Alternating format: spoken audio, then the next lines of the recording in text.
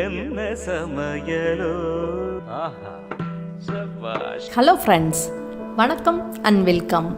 எல்லோரும் எப்படி இருக்கீங்க? இப்போ தான் நீங்கள் நம்ம ஃப்ரம் கோவை சேனல் பார்க்குறீங்களா? அப்போ மறந்துடாமல் நம்ம சேனலை சப்ஸ்கிரைப் பண்ணிக்கோங்க, பெல் ஐக்கானை கிளிக் பண்ண மறந்துடாதீங்க. இன்றைக்கி நாம் தீபாவளி ஸ்பெஷலாக அதிரசம் எப்படி செய்யறதா பார்க்க போகிறோம். இது பார்க்கவே ரொம்ப சூப்பராக இருக்குங்களே இந்த அதிரசம். இதோட சுவை ரொம்பவே அருமையாக இருக்கும். ஒரு முறை உங்கள் வீட்டில் ட்ரை பண்ணி பாருங்கள். முதல்ல நம்ம அதிரசத்துக்கு மாவு ரெடி பண்ணிக்கலாம். நான் இன்றைக்கி இந்த உலக்கில் ஒரு உலக்கு பச்சரிசி எடுத்துக்க போகிறேன். அரிசியை ஒரு 3 மணி நேரம் ஊற வச்சிடலாம். இந்த அரிசியை 2-3 வாட்டி கழுவிட்டு 3 மணி நேரம் நல்லா ஊற வச்சுக்கலாம். 3 மணி நேரத்துக்கு அப்புறம் அரிசி நல்லா ஊறிருக்கு. இந்த அரிசியில் இருக்க தண்ணியை ஃபுல்லாக வடிச்சிட்டு இது மாதிரி ஒரு ஜல்லடையில் நல்லா தண்ணியை வடிச்சிருங்க.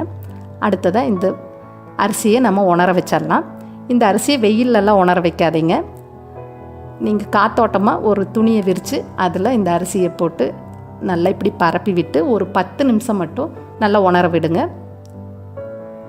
ஃபேன்லையும் கூட நீங்கள் உணர வைக்கலாம். இப்போ ஒரு 10 நிமிஷத்துக்கு அப்புறம்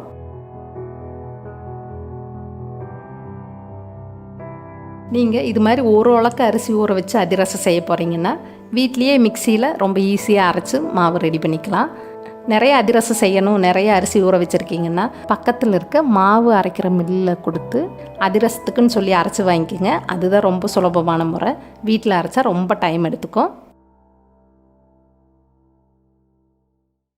கொஞ்சமாக சுக்கு சேர்த்துக்கலாம். வாசனைக்காக ஒரு 10 ஏலக்காய் சேர்த்துட்டு நீங்கள் அரிசியை சேர்த்து அரைக்கையில் கவனிக்க வேண்டியது என்னென்னா, மிக்சியில் ஃபுல்லாக அரிசி சேர்த்துறாம ஒரு பாதி அளவு மட்டும் சேர்த்து அரைச்சிங்கன்னா ரொம்ப ஈஸியாக இருக்கும் அரைச்செடுக்க. இப்போ மாவு அரைச்சாச்சு. அடுத்ததாக நம்ம அரைச்சி வச்சுருக்க மாவை சளிச்சு எடுத்துக்கலாம். நீங்கள் மில்லில் அரிசி மாவு அரைச்சி வாங்கிட்டு வந்தாலும் நல்லா சளிச்சுட்டே அதிரசம் செய்யுங்க. அரிசி அரைக்கையில் நிறைய குருணை இருக்கும்ல, அப்படியே நம்ம அதிரசம் செஞ்சால் அதிரசம் நல்லா இருக்காது. இப்போ நான் ஒரு வாட்டி நல்லா சளிச்சிட்டேன். கடைசியில் பார்த்திங்கன்னா நிறைய குருணை இருக்குது. நம்ம அடுத்த அரிசி அரைக்கல அந்த அரிசியோட இந்த குருணையும் சேர்த்து அரைச்சிடலாம். இப்போ இவ்வளோ குருணை இருக்குது, அதையும் மிக்ஸி ஜாரில் மாற்றி மீதி இருக்க அரிசியை சேர்த்து மாவை அரைச்சி எடுத்துக்கலாம். இப்போ இருக்க அரிசி மாவை ஃபுல்லாக அரைச்சி சளிச்சு எடுத்துட்டேன். அடுத்ததாக நான் ஒரு டேபிள் ஸ்பூன் அளவுக்கு கருப்பு எள்ளு சேர்த்துக்கிறேன். இது உங்களுக்கு விருப்பப்பட்டால் சேர்த்துக்குங்க, இல்லைனா வேணாம். எள்ளை சேர்த்துட்டு நல்லா கலந்துட்டு இதில் கவனிக்க வேண்டியது என்னென்னா, இந்த அதிரச மாவு கொஞ்சம் ஈரமாக இருக்கணும். அப்போ தான் அதிரசம் நல்லா சாஃப்டாக வரும். அதனால் மாவை நல்லா அழுத்தம் கொடுத்து அழுத்தி மூடி வச்சுருங்க. அடுத்ததாக நம்ம அதிரசத்துக்கு பாகு ரெடி பண்ணிக்கலாம். ஒரு மூடி போட்டு மூடி வச்சிடலாம். நம்ம ஒரு உலக்கு அரிசி எடுத்திருக்கோம். அந்த ஒரு உலக்கு அரிசிக்கு ஒரு உலக்கு மண்டவெல்லம் கரெக்டாக இருக்கும். நீங்கள் மண்டவெல்லத்தை நல்லா பொடியாக தட்டிட்டு அளந்துக்கங்க. இந்த மண்டவெல்லத்தில் நிறைய தூசி மண்ணெல்லாம் இருக்கும். அதனால் மண்டவெல்லத்தை ஒரு பாத்திரத்தில் சேர்த்துட்டு 3/4 உலக்கு தண்ணி சேர்த்து இந்த மண்டவெல்லத்தை நல்லா கொதிக்க வச்சிடலாம். மண்டவெல்லம் நல்லா கொதிக்க ஆரம்பிச்சிருச்சு. இதை நம்ம வடிகட்டி எடுத்துக்கலாம். இப்போ பார்த்திங்கன்னா தெரியும் எவ்வளோ மண் இருக்குது. அடுத்ததாக அதே பாத்திரத்தில் பாகு காய்ச்சி எடுத்துக்கலாம். இப்போ மண்டவெல்லம் 5 நிமிஷத்துக்கு அப்புறம் நல்லா கொதித்து பாகு பதத்துக்கு வர ஆரம்பிச்சிருக்கு. இந்த பாகு பதத்துக்கு வந்துருச்சான்னு நம்ம ஒரு வாட்டி செக் பண்ணிடலாம். ஒரு தட்டில் தண்ணி வச்சுட்டு கொதிச்சுட்டு இருக்க பாகை கொஞ்சமாக ஊற்றி பாருங்கள். ஊற்றிட்டு உங்களுக்கு ஒரு விரல் வச்சு அந்த பாகு உங்கள் கையில் உருட்ட வருதான்னு பாருங்கள். இப்போ நம்ம உருட்டி பார்த்தா அந்த பாகு கரைய ஆரம்பிச்சிருச்சு. இன்னும் அந்த மண்டவெல்லம் பாகு பதத்துக்கு வரலை. இன்னொரு 2 நிமிஷம் நல்லா கொதிக்கட்டும். பாகு பதத்துக்கு வர ஆரம்பித்தோன்னே நீங்கள் அடுப்பை சிம்மில் வச்சுட்டு பாகு பதம் பார்க்க ஆரம்பிங்க. இப்போ 2 நிமிஷம் ஆயிடுச்சு. திரும்ப இன்னொரு வாட்டி செக் பண்ணிடலாம். கொஞ்சமாக ஊற்றிட்டு திரும்ப உருட்டி பார்க்கலாம். இப்போ ஒரு விரல் வச்சு உருட்டுனா பாகு நல்லா உருண்டு வருது, கரையாமல் இருக்குது. இப்போ எல்லா விரல் வச்சு எடுக்கவும் இந்த பாகு நம்ம கையில் எடுக்க வருது. இதுதாங்க அதிரசத்துக்கு கரெக்டான பாகுப்பதம். நீங்கள் அதை கையில் எடுத்து உருட்டி பார்த்தீங்கன்னா நல்லா சாஃப்டாக இருக்குது இந்த பாகு. இப்போ நீங்கள் உருட்டி கையில் எடுத்து நல்லா தொட்டு பார்த்தீங்கன்னா நல்லா சாஃப்டாக இருக்கும். இதுதான் அதிரசத்துக்கு கரெக்டான பதம். இப்போ அடுப்பு ஆஃப் பண்ணிவிட்டு நாம் அரைச்சி ரெடி பண்ணி வச்சுருக்க பச்சரிசி மாவில் இந்த பாவை கொஞ்சம் கொஞ்சமாக சேர்த்து அதிரச மாவை ரெடி பண்ணிக்கலாம். நாம் ரெடி பண்ணி வச்சுருக்க பச்சரிசி மாவில் இந்த பாகை கொஞ்சம் கொஞ்சமாக சேர்த்து கரண்டியோட அடிப்பாகத்தை வச்சு கிளற ஆரம்பிங்க. பார்க்குறக்கு மாவு நிறையா இருக்குது, பாகு கொஞ்சமாக இருக்குதுன்னு நினச்சிட்டு எல்லா பாகையும் மொத்தமாக சேர்த்து மாவை கிளற ஆரம்பிச்சிடாதீங்க. ஒவ்வொரு பச்சரிசி நம்ம அரைச்செடுக்கையில் ஒவ்வொரு மாதிரி மாவு நமக்கு கிடைக்கும். நீங்கள் மாவு பச்சரிசியில் மாவு அரைச்செடுத்தீங்கன்னா நிறைய மாவு வரும். சாப்பாட்டுக்கு வாங்குகிற பச்சரிசி இல்லைன்னா ரேஷனில் வாங்குகிற பச்சரிசியில் நம்ம மாவு அரைச்செடுத்தோம்னா மாவோட அளவு கொஞ்சம் குறைச்சி தான் கிடைக்கும். அதனால் நீங்கள் எந்த அரிசியில் நீங்கள் மாவு செஞ்சு எடுத்தாலும் பாகை காய்ச்சிட்டு கொஞ்சம் கொஞ்சமாக பாகு சேர்த்து நம்ம அதிரச மாவை கலந்துட்டால் ஒரு பிரச்சனையும் இல்லை. பாகு மீதி இருந்தால் நம்ம வேறு ஏதாவது செய்கிறதுக்கு யூஸ் பண்ணிக்கலாம். அதனால் நீங்கள் கவனமாக கொஞ்சம் கொஞ்சமாக பாகு சேர்த்து மாவை கிளறிக்குங்க. கொஞ்சம் பாகு மீதி இருந்தாலும் நம்ம எடுத்து வச்சிடலாம். நான் பாதி அளவு பாகு ஊற்றி மாவை கிளறியிருக்கேன். திரும்ப மீதி கொஞ்சம் பாகு ஊற்றி நல்லா கிளறிக்கலாம்.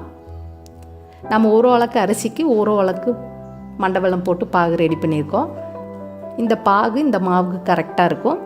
நம்ம அரைச்ச மாவுக்கும் நம்ம காய்ச்சின பாவுக்கும் கரெக்டாக இருக்குது. நான் இப்போ எல்லா பாகையும் கலந்துட்டேன். இந்த அதிரச மாவை கொஞ்சம் தளர்வாக கலந்து வச்சுக்கலாம். இந்த பாகோட தன்மை பார்த்திங்கன்னா ஆற நல்லா கெட்டிப்பட ஆரம்பிக்கும். நீங்கள் பாகு ஊற்றி மாவை கலக்கையில் கவனிக்க வேண்டியது என்னென்னா கொஞ்சம் தளர்வாகவே கலந்து வச்சுக்கோங்க.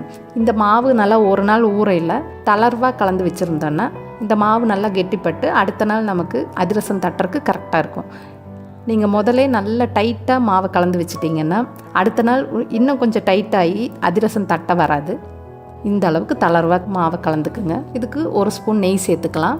அதிரசம் நல்லா சாஃப்டாக வரும். சாப்பிடையில நல்லா நெய் மணமாக இருக்கும் அதிரசம். அதனால தான் நெய் சேர்த்துக்கிறோம். நெய் சேர்த்து இந்த மாவை நல்லா கலந்து விட்டுடலாம். இந்த மாவு கொஞ்சமாக ஆறின உடனே நம்ம வேறு பாத்திரத்தில் மாற்றி தட்டு போட்டு மூடி வைக்காமல் ஒரு காட்டன் கிளாத்து போட்டு நல்லா கவர் பண்ணி ஒரு நாள் ஃபுல்லாக ஊற வச்சுட்டு அடுத்த நாள் இந்த மாவு ரெடியாக இருக்கும். ஒரு நாள் கழித்து நம்ம இந்த அதிரசத்தை சுட்டு பார்க்கலாம். ஆறின மாவை இப்போ நான் வேறு சின்ன பாத்திரத்துக்கு மாற்றிட்டேன். இந்த பாத்திரத்துக்கு ஒரு காட்டன் துணி போட்டு நல்லா கட்டி மூடி வச்சிடலாம். இந்த மாவு நல்லா ஒரு நாள் வரைக்கும் ஊறட்டும். அடுத்த நாள் ஊறின மாவில் நம்ம அதிரசம் சுட்டு பார்க்கலாம். அதிரசம் எப்படி வருதுன்னு பார்ப்போம். இப்போ கரெக்டாக ஒரு நாள் ஊறியிருக்கு மாவு. நம்ம ஓப்பன் பண்ணி பார்க்கலாம். தளர்வாக கலந்து வச்சுருந்த மாவை இப்போ நான் அமுக்கி காட்டுறேன் பாருங்களேன். தளர்வாக கலந்து வச்ச மாவு அதிரசம் தட்டுற பதத்துக்கு நல்லா இறுகியிருக்கு. நீங்கள் இதில் அப்படியே அதிரசம் ஃபுல்லாக சுட போகிறீங்கன்னா இந்த மாவு நல்லா கலந்து விட்டுக்கோங்க. நான் பாதி அளவு தான் செய்ய போகிறேன், அதனால் ஒரு ஓரமாக எடுத்துக்க போகிறேன். இந்த அதிரசத்தை நான் இன்றைக்கி கவரில் தான் தட்டிக்க போகிறேன், பிளாஸ்டிக் கவரில். நீங்கள் வாழை இலை கிடச்சா அதில் கூட கொஞ்சமாக நெய் தடவிட்டு தட்டலாம். இல்லைன்னா ஒரு தட்டில் எண்ணெய் தடவிட்டு அதில் தட்டில் கூட தட்டி போடலாம். இந்த பிளாஸ்டிக் கவரில் கொஞ்சமாக நெய் தடவிட்டு கொஞ்சம் மாவு எடுத்து நல்லா உருட்டி உங்களோட 4 விரல் வச்சு நல்லா வட்ட வடிவில் தட்டி விட்டுக்குங்க. ரொம்ப தடிமனாக தட்டிடாதீங்க. அப்படி தடிமனாக தட்டினீங்கன்னா அதிரசம் மேலே நல்லா கோல்டன் ப்ரௌனில் வெந்துடும். உள்ளே பார்த்திங்கன்னா அப்படியே பச்சை மாவாக இருக்கும். இந்த அளவுக்கு தடிமனாக தட்டிக்கங்க. உங்களுக்கு விருப்பப்பட்டால் நடுவில் ஓட்டை போட்டுக்கோங்க. இப்போ நாம் அதிரசத்தை சுட ஆரம்பிச்சிடலாம். ஒரு கடாயில் எண்ணெய் காஞ்சிருக்கு. எண்ணெய் காஞ்சிருக்கான்னு செக் பண்ணால் கொஞ்சமாக அதிரச மாவை போட்டு பாருங்கள். அது நல்லா உள்ளேருந்து வெந்து மேலே வந்துடுச்சு. இப்போ நாம் தட்டி வச்சுருக்க அதிரசத்தை எண்ணெயில் ஒரு சைடாக மெதுவாக போடுங்க. நீங்கள் அதிரச மாவு உள்ளே போட்டுட்டு நீங்கள் அதை டிஸ்டர்ப் பண்ணவே வேணாம். அதுவே நல்லா வெந்து ஒரு சைடு நல்லா வெந்துட்டு அப்படியே மேலே எலும்பி வரும். நீங்கள் இதை கவனிக்க வேண்டியது என்னென்னா எண்ணெய் காஞ்ச உடனே அதிரசத்தை ஃபுல்லாக சுட்டு எடுக்க வரைக்கும் நீங்கள் அடுப்பை சிம்மில் வச்சுருந்தீங்கன்னா அதிரசம் அழகாக அது பாட்டுக்கு கீழே மேலெல்லாம் நல்லா வெந்து நல்ல கலர் மாதிரி வரும். எண்ணெய் ரொம்ப சூடாக இருந்தால் கருக ஆரம்பிச்சிடும், கலர் மாறிடும். இப்போ பாருங்கள் அதிரசம் சூப்பராக ரெடி ஆகிடுச்சு. இந்த அதிரசத்தில் கொஞ்சம் எண்ணெய் நிறையா இருக்கும். அதனால் நீங்கள் நிறைய எண்ணெயாக இருக்குதுன்னு ஃபீல் பண்ணினீங்கன்னா இது மாதிரி ஒரு கரண்டியில் அதிரசத்தை போட்டுட்டு லைட்டாக ஒரு அமுக்கு மட்டும் அமுக்கி எடுத்துருங்க. எல்லா எண்ணெயும் எடுத்துட்டிங்கன்னா இந்த அதிரசம் ரொம்ப முறுமுறுன்னு ஆயிரும். இப்படி லைட்டாக மட்டும் அமுக்கி எடுத்துருங்க. திரும்ப இன்னொரு அதிரசம் போட்டு எடுத்துடலாம். எல்லாருக்குமே அதிரசம் சுடணும் ரொம்ப ஆசை. ஆனால் இது ரொம்ப வேலை, நிறைய பதம் பார்க்கணும், கரெக்டாக வராதுன்னு யாருமே செய்கிறது கிடையாது. ஒரு 3 விஷயம் மட்டும் கரெக்டாக பண்ணிங்கன்னா நீங்களும் அதிரசம் சூப்பராக சுட்டு எடுக்கலாம். இப்போ பாருங்கள் நம்ம போட்ட அதிரசம் சூப்பராக வெந்து ரெடி ஆகிடுச்சு. கரெக்டாக பாகுப்பதமும் அரிசியை நல்லா 3 மணி நேரம் ஊற வச்சு நல்லா அரைச்சி சளிச்சு எடுத்துட்டு கரெக்டான பாகுப்பதத்தில் எடுத்து நீங்கள் மாவை கலந்து ஒரு நாள் ஊற வச்சு அதிரசம் செஞ்சிங்கன்னா இது மாதிரி ரொம்ப சூப்பரான அதிரசம் நீங்களும் செய்யலாம். நாம் மாவை கொஞ்சமாக தட்டி போட்டோம். இப்போ பார்த்தீங்கன்னா இந்த அதிரசம் வெந்து எவ்வளோ பெருசாக வந்திருக்கு பாருங்களேன். ரொம்பவே சாஃப்டாக இருக்கும் இந்த அதிரசம். கண்டிப்பாக நீங்கள் ட்ரை பண்ணி பாருங்கள். அவ்வளோதாங்க, தீபாவளி ஸ்பெஷல் அதிரசம் ரெடி ஆகிடுச்சு. இது மொதல் நாள் நல்லா மொறுமொறுன்ட்டு இருக்கும். ஒரு நாள் வச்சு அடுத்த நாள் சாப்பிடலாம் நல்லா சாஃப்ட் ஆயிரும். இந்த தீபாவளிக்கு இதை உங்கள் வீட்டில் ட்ரை பண்ணி பாருங்கள். கொஞ்சம் பொறுமையாக செஞ்சீங்கன்னா அதிரசம் செய்கிறது ரொம்பவே சுலபம். இந்த ரெசிபி உங்களுக்கு பிடிச்சிருந்தா கண்டிப்பாக உங்கள் வீட்டில் ட்ரை பண்ணுங்கள். ரொம்ப பிடிச்சிருந்தா உங்கள் ஃப்ரெண்ட்ஸ்க்கெல்லாம் ஷேர் பண்ணுங்கள். திரும்ப நிறைய ரெசிபி வீடியோ வேணும்னா மறக்காமல் நம்ம ஃப்ரம் கோவை சேனலுக்கு சப்ஸ்கிரைப் பண்ணுங்கள். திரும்ப ஒரு நல்ல ரெசிபி வீடியோவில் நான் உங்களை சந்திக்கிறேன். அது வரைக்கும் thank you, bye bye, take care.